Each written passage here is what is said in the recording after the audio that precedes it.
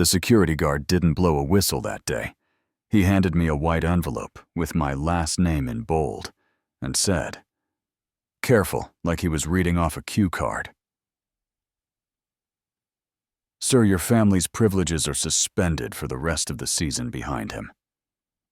The HOA president, Meredith Sloan, tapped her sunglasses and clinked a wine glass with her friends, like they'd won something.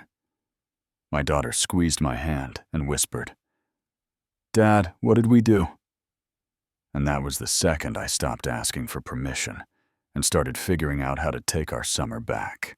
I'm Jordan Price. 38, I wire buildings for a living. Steel-toe boots, steady hands, long days that smell like dust and copper. My wife Tessa can turn leftovers into a Sunday dinner. Our kids, Caleb and Nora, are good kids. Loud when they're happy and quiet when they think they're in trouble.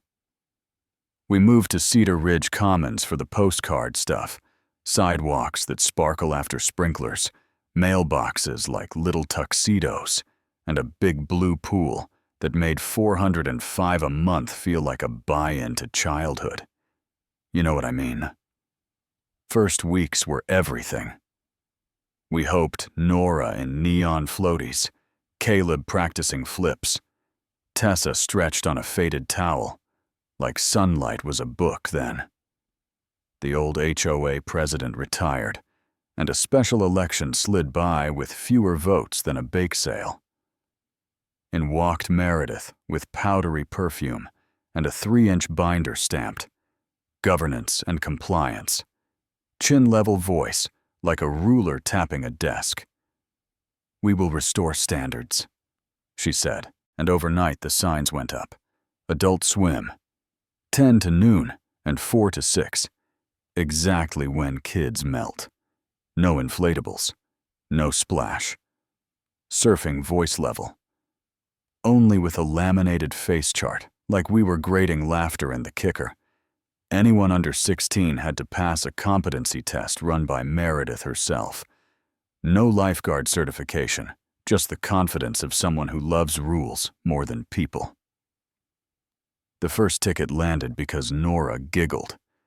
Amenity disruption $50. Yeah, that happened.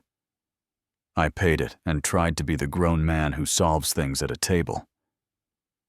Then at 6:12 a.m., there's a knock.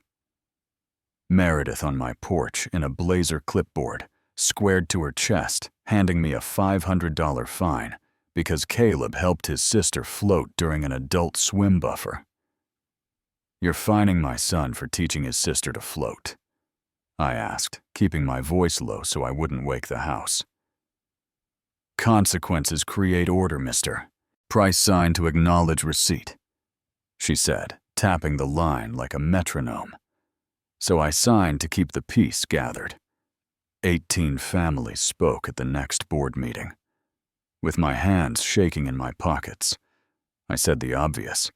We all pay the same dues, and selective enforcement isn't safety. It's preference with a price tag. A few heads nodded. Then the vote went 4 to 3. And Meredith smiled with her mouth, but not her eyes 2 days later. My kids got suspended at the gate while her friends carried in Noodles floaties and a Bluetooth speaker. Like rules had an age limit. I took my kids' hands and walked them home in the heat, listening to my son swallow his disappointment, so his sister wouldn't taste it. That night, I spread the HOA binder on the kitchen table like an autopsy and read until the small print blurred. Because on job sites, you learn power hides and footnotes. I texted Diego Morales, a city planner. I'd rewired a garage for, and we met in a county office where the fluorescent lights make you look like you need sleep. He rolled out the plat map, traced lot lines with a dull pencil, then made a sound. "I will always love, huh?" He tapped a strip along the back of my yard. A grandfathered recreational residential overlay. From before the HOA even existed, the overlay line stopped short of my fence. With permits, you can build recreation back there. They can't touch it," he said, and I swear I felt a fence lift off my chest. "You're sure?" I asked Jordan. "I've signed off on things I'm not proud of. I'm sure about this. Pull permits, overbuild safety. Invite the inspectors in, let the paper do the talking," he said, and that was the twist. The door that had been there the whole time, just waiting for someone to read the hinge. I went home and measured like prayer.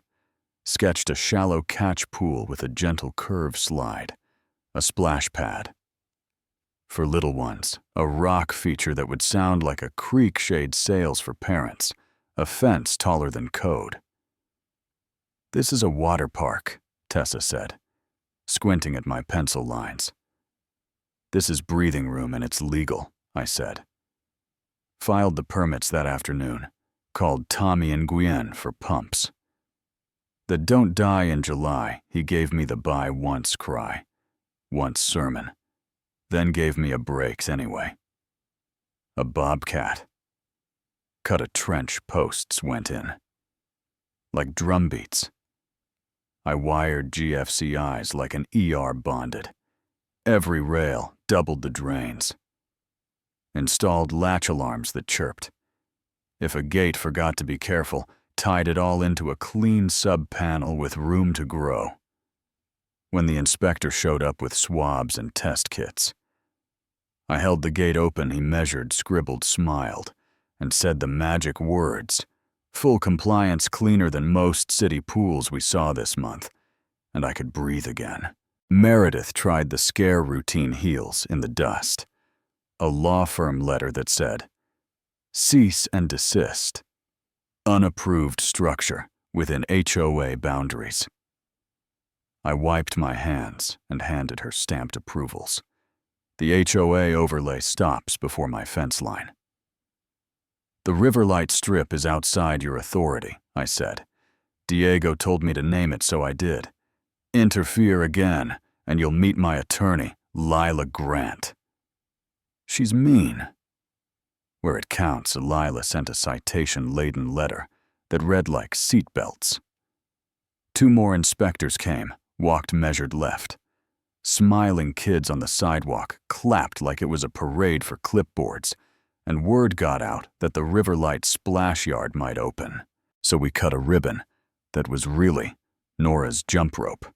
Printed simple waivers Lila approved. Laminated Riverlight club cards posted 3 rules on cardboard. Be kind and rinse your feet. No glass, no HOA board members. Folks laughed like it was a bit. Until they realized it wasn't private club. On private land, no money charged, just neighbors building the space we were told we didn't deserve when the water turned on. The sound wasn't loud. It was light, like a lid coming off a jar. Little kids froze, then squealed. Teenagers took turns and watched the little's parents traded iced tea and sunscreen like a block party that didn't have to apologize.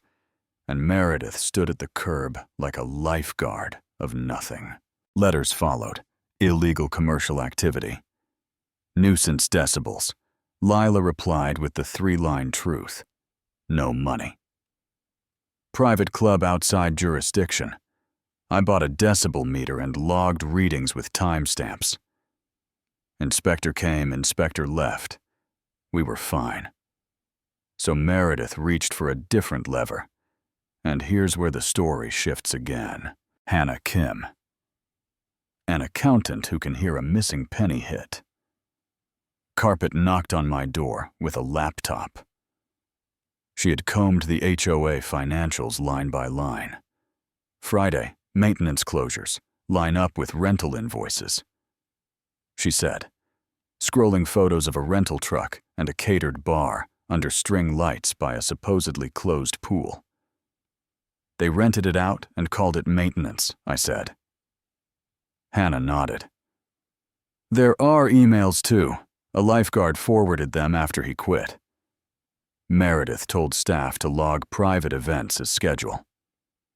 Conflicts, and kept a whitelist for friends. And that was the match to the fuse. We didn't storm anything. We collected receipts like rain after a drought.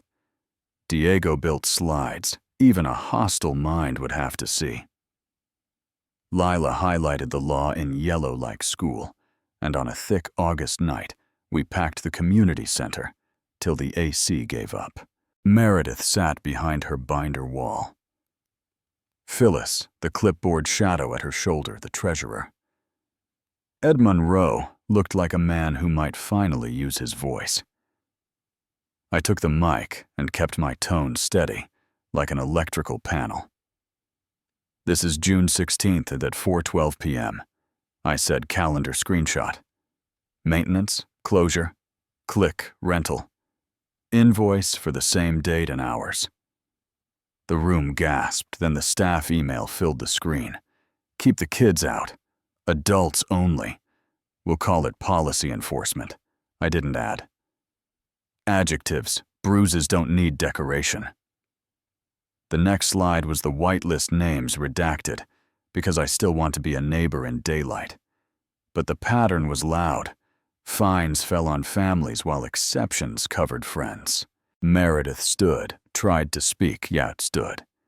Stood again. These are misinterpretations. We have standards we must preserve. Harmony, she said. And Ed finally cleared his throat, like he was reminding himself he had one. Legal expenditures this quarter exceeded budget by $11,000. $800. Pool repairs were deferred dues. May need to increase, he said. The air changed to Dad. In row 3, said what everyone felt. We're paying more for. Less. So a few can drink wine by the lap lanes.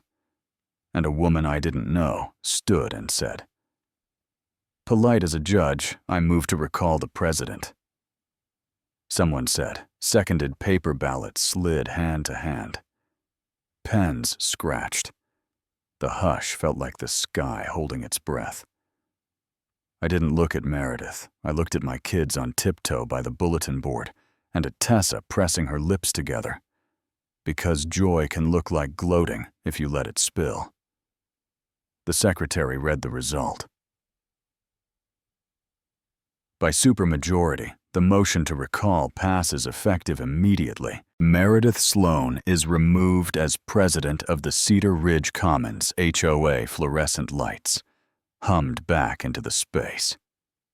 Ed said, Ms. Sloan, please surrender your access card and the association binder. She hesitated. Phyllis touched her elbow. The card hit the table, and for 1 second, something human crossed Meredith's face. Not power, not certainty, just the truth that control is what it not owned. Then the binder thumped, and that was that. We did not cheer. We breathed. I slid the original suspension notice from my wallet to Ed. For the file, walked my family home under a sky that finally felt like ours again. And if you think the Riverlight rule about no board members was petty, maybe it was the one safe circle we could draw while we fought the bigger fight.